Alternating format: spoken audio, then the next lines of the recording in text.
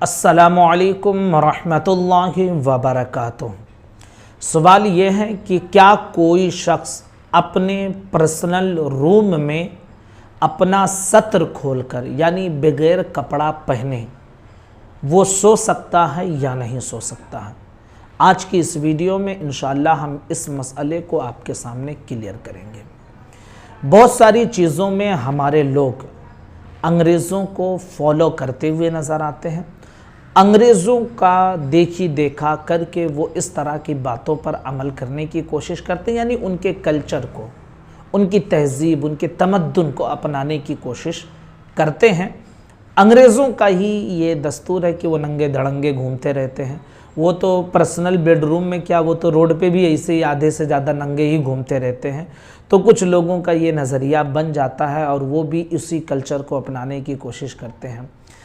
नबी पाक सल्लल्लाहु ताला अलैहि वसल्लम के हदीस मुबारका का एक टुकड़ा आप तक मैं पहुंचा रहा हूं, जिसका मफ़हूम है कि अल्लाह तबारक व ताला सबसे ज़्यादा हक़दार है कि उससे हया यानी शर्म की जाए।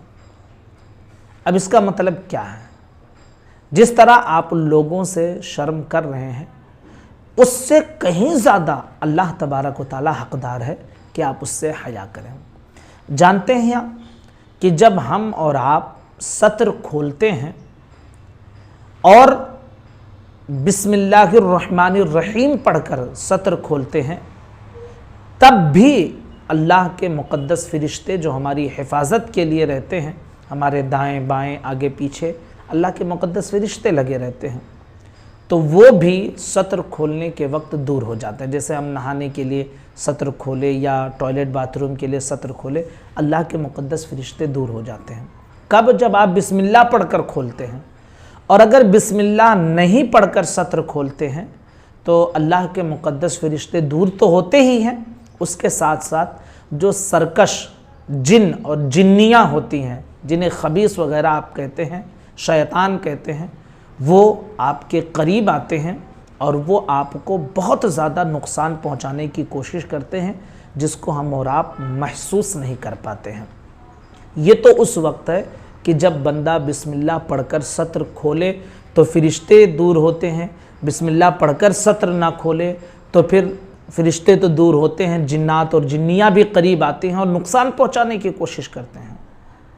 तो आप अगर कोई ज़रूरत नहीं है, अब भाई इस्तिंजा पाखाना करना ये इंसान की ज़रूरत में से है, वहाँ सत्र खोलना ही खोलना है, ठीक है। उसके अलावा कभी कभी नहाने के दौरान भी कुछ ऐसी मजबूरियाँ पेश आ जाती हैं कि आदमी को सत्र खोलना ही पड़ता है, ठीक है। तो जहाँ ज़रूरत है वहाँ आप खोलें और जहाँ ज़रूरत नहीं है तो हरगिज़ आप अपने सत्र को ना खोलें। आप पर्सनल अपने रूम में हैं, यकीनन कोई इंसान नहीं देख रहा है, आपके लिए जायज़ होगा, मैं जो है हराम नहीं कह रहा हूँ, आपके लिए जायज़ होगा। अगर सत्र खुला है, कोई नहीं देख रहा है, आपके लिए जायज़ है, लेकिन बग़ैर ज़रूरत के हमें सत्र नहीं खोलना चाहिए। अगर पर्सनल रूम में आप हैं और जो है आपको ऐसी कोई ज़रूरत पेश आ गई है, तो कम से कम मर्दों के लिए नाफ से लेकर घुटने तक के हिस्से को आप छुपाए रखें।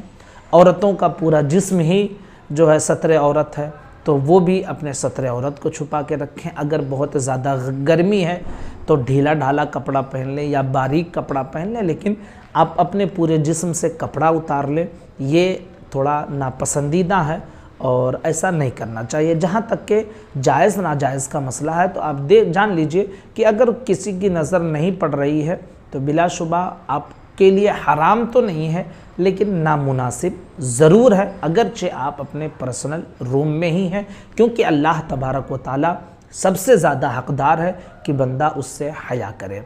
तो अब बग़ैर ज़रूरत के अगर हम सत्र खोलते हैं तो फिर अल्लाह से हया हम नहीं कर रहे हैं। ये हमारी सोच की बात है, हमें इसके हवाले से समझने की ज़रूरत है।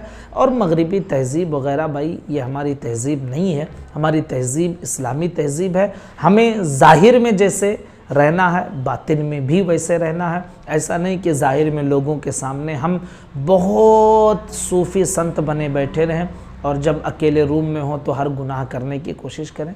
ऐसा नहीं होना चाहिए, हमारा इस्लाम हरगिज़ नहीं सिखाता है।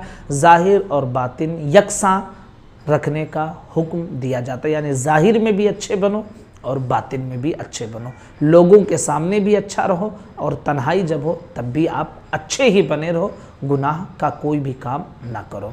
गुजारिश करूँगा अपने तमाम साथियों से कि मेरी इन बातों पर ज़रूर अमल करें, अपने दोस्तों तक ज़रूर इस क्लिप को पहुंचाएं, ताकि अगर किसी के अंदर कोई गलतफ़हमी बैठ गई हो तो वो लोग इस वीडियो के ज़रिए अपनी गलतफ़हमी को दूर कर सकें। अस्सलामु अलैकुम व रहमतुल्लाहि व बरकातुहू।